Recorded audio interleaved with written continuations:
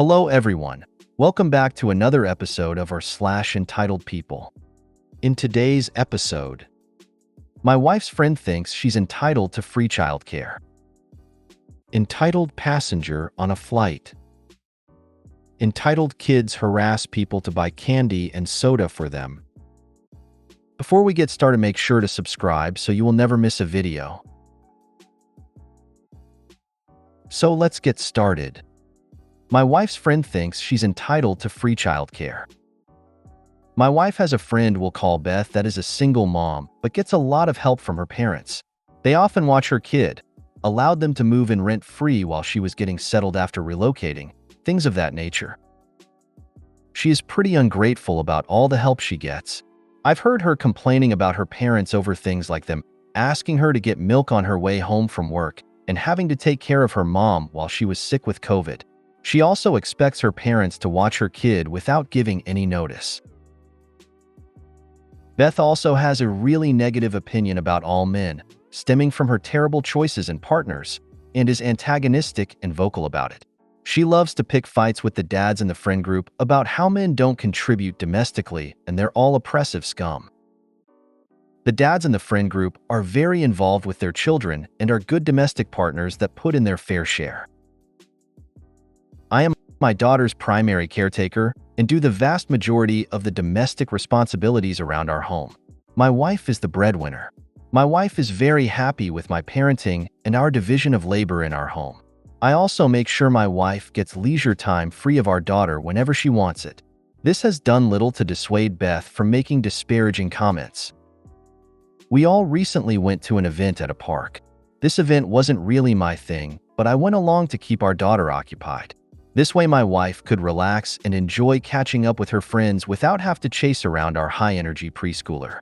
Beth commented that it's nice my wife has a babysitter, as if me spending time with my daughter is babysitting and not parenting.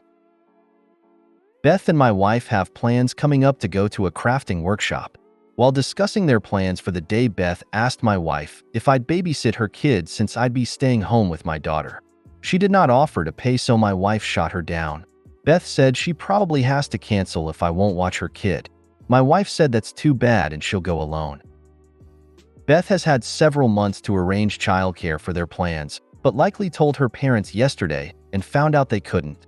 Having enough money to hire a babysitter isn't the issue either. Beth is successful in her field and very comfortable financially. If Beth had ever offered to watch our daughter or wasn't completely toxic towards me, I'd have no problem helping her out. Her entitled attitude about me babysitting for free is what gets me the most. I'd never ask someone to babysit my kid without offering to pay. Edit for info. I wanted to give more info to address the repeat questions. My wife is still friends with Beth because she is the most reliably there for her friend. Beth nearly always makes time and space for my wife when she's in need of someone outside of us. Additionally, they've been friends since they were children. Beth wasn't always this toxic, but has always been someone to stir the pot. Beth and I aren't friends. I very occasionally put up with her for my wife's sake. I ignore Beth and internally roll my eyes at her bombastic statements. I learned early on to not engage with her rhetoric. She's just trying to bait me into arguing with her. My wife does shut Beth down or corrects her when she's being toxic. My wife and I agree the misandrist comments won't fly around our daughter. I usually give Beth very little thought. I was just so stunned by the audacity of her entitlement that I had to post it. Beth is not a friend. She's toxic. You're only good at babysitting because she thought it would be free. She is abusing being a single mom. I was a single mom, but my parents' rule was free babysitting while I was at work/school, but if I wanted to go hang with friends, I had to pay for a babysitter. Her parents need to impose rules. Beth is the adult version of a child who never got rules by her parents. That's why she still acts that way, and why her parents give her whatever she wants. Does your wife know how Beth treats you? Because I personally wouldn't be friends with somebody that acted that way towards my partner. Exactly. I get pissed when people make a joke about my husband babysitting. He's not a babysitter. He's a parent. When we traded off who was the parent who was on shift when our kids were young, it still wasn't babysitting. Baby duty was our term. Our kids are teens/tweens now. He's still a supremely active parent. She does, but knows I don't let Beth get under my skin. I understand that hurt people, but my understanding doesn't extend to free babysitting. Genuinely curious. Why does your wife hang out with this awful person? Constantly trashes you and the other fathers in the group. Complains that she has to do the bare minimum while living rent-free in her parents' home and expects free childcare while not offering others the same courtesy.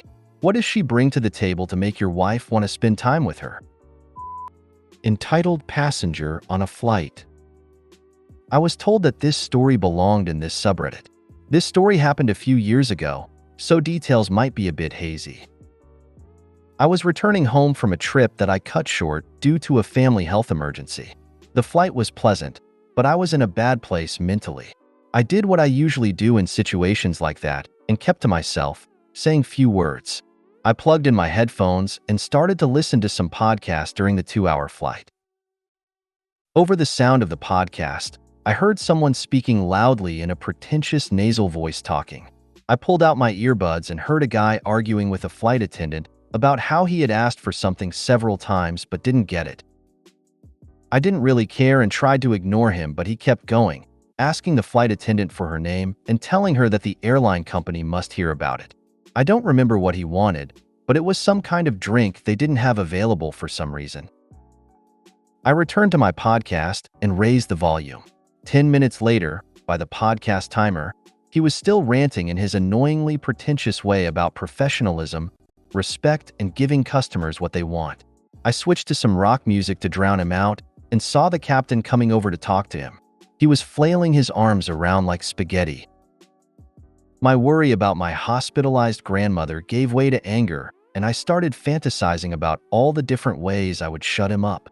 The captain walked away with a frustrated look on his face, and the flight attendant started serving the other passengers and ignoring his attempts to stir up trouble. I think they got him some alternative drink which he never touched. We landed, and I put my earbuds away to get ready to leave. He was first in line by the airplane door, and I was right behind him. The door opened, and an airport security guard was standing there to escort him through the tube. I followed, and by the end of the tube, a higher-ranking guard was waiting for him.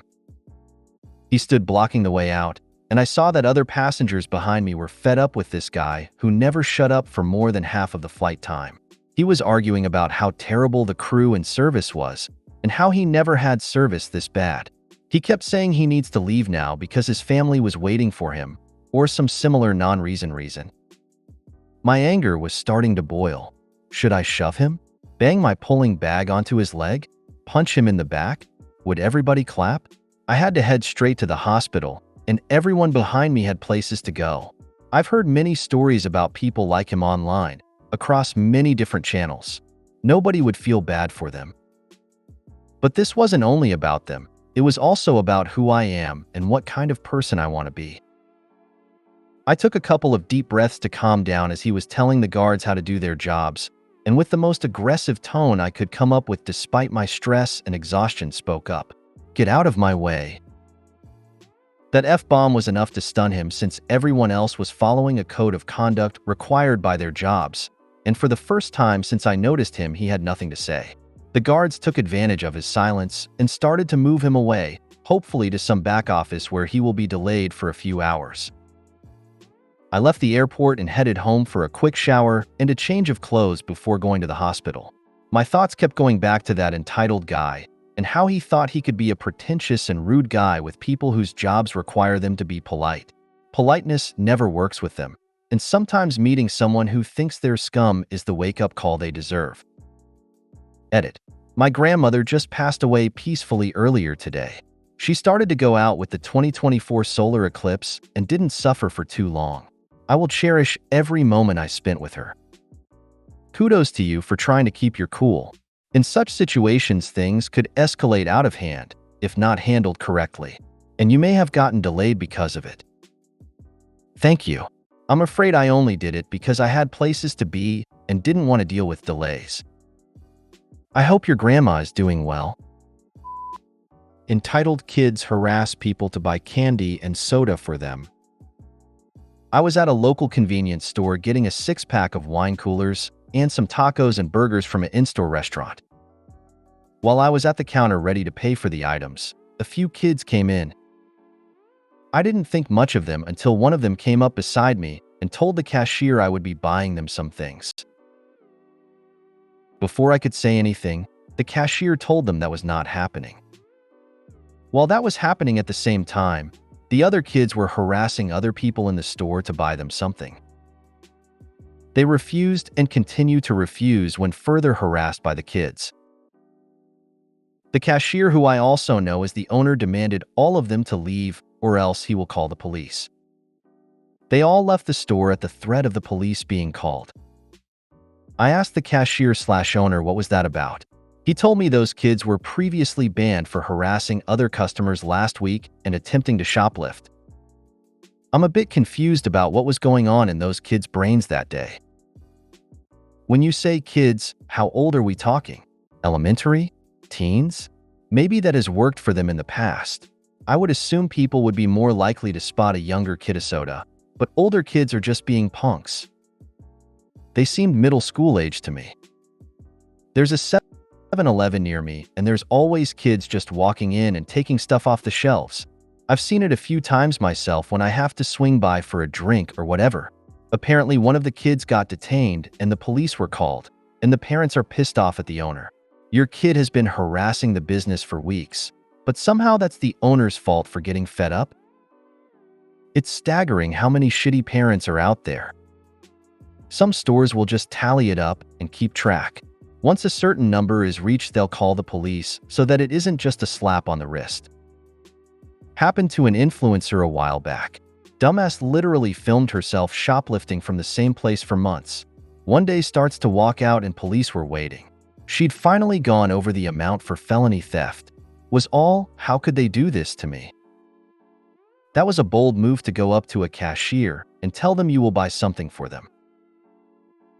I worked in a pharmacy that also had a store with everything you needed in it in a small shore town. One night these 12-year-olds came in and started harassing us and the people shopping. For weeks they came in around 6 and wouldn't leave until the store closed at 10. That happened for about 3 weeks straight. One day I can't remember what exactly happened, but we called the cops on them.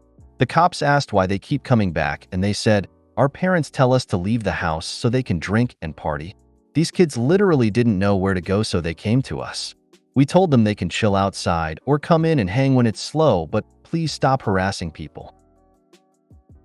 The devolvement of society as we knew it. My oldest brother pulled some crap as a kid where he and another boy vandalized someone else's property. Mom and Dad were informed. My brother had recently had a birthday and had birthday money. He had to give it to the owner of the house he vandalized and continue to pay his part back until it was taken care of. The other boy had to do the same. Cops didn't have to be involved because the parents took care of disciplining their kids. Both boys grew up to be outstanding members of society. If you made it to the end of the video, thanks for watching. Don't forget to like, subscribe and share, and we will see you in the next video.